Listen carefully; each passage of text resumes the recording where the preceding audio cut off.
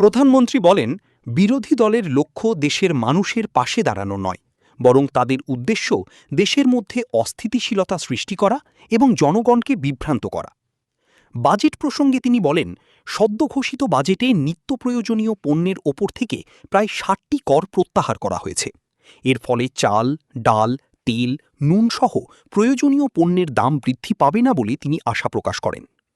তারিক রহমান বলেন, সরকারের একমাত্র লক্ষ্য দেশের মানুষকে স্বস্তিতে রাখা এবং জীবনযাত্রার ব্যয় নিয়ন্ত্রণে রাখা।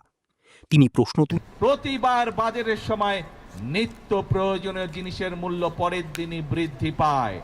আল্লাহর রহমতে আলহামদুলিল্লাহ, শুকুর আলহামদুলিল্লাহ, এইবার বাজেট দেওয়ার পরে এখন পর্যন্ত কোনো জিনিসের দাম বৃদ্ধি পায়নি। কারণ চাল, ডাল, তেল, নুন সব প্রয়োজনীয় যে জিনিসগুলো আছে তার উপরে যে সকল ট্যাক্স ছিল, বর্তমান সরকার এই 2 দিন আগের বাজেটে 60টি পণ্যের উপর থেকে ট্যাক্স তুলে নিয়েছে, যাতে করে নিত্য প্রয়োজনীয় জিনিসের দাম না বাড়ে। প্রিয় ভাই বোনেরা, কারণ উদ্দেশ্য একটি, লক্ষ্য একটি, দেশের মানুষ যাতে ভালো থাকতে পারে।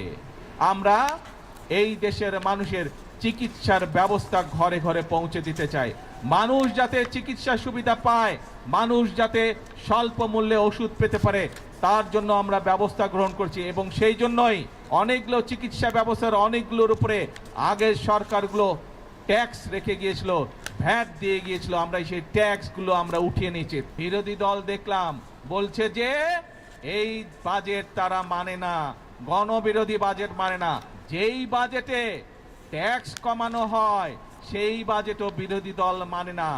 যেই বাজেটে মদের দাম বাড়ানো হয়, যেই বাজেটে সিগারেটের দাম বাড়ানো হয়, সেই বাজেটও বিরোধী দলের পছন্দ নয়। তাদের লক্ষ্য বা উদ্দেশ্য দেশের মানুষের পাশে দাঁড়ানো নয়, তাদের উদ্দেশ্য একটাই, তাদের লক্ষ্য একটাই, সেটা হচ্ছে দেশের মধ্যে একটি অস্থিতিশীলতা, অশান্তি তৈরি করা, মানুষকে বিভ্রান্ত করা।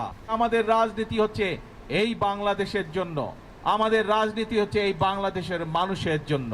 আমাদের সাথে জনগণের সমর্থন আছে বলেই যতক্ষণ আমাদের এই ধরে প্রাণ থাকবে, আমরা ততক্ষণ পর্যন্ত এই দেশ এবং এই দেশের মানুষের জন্যই কাজ করে যাব।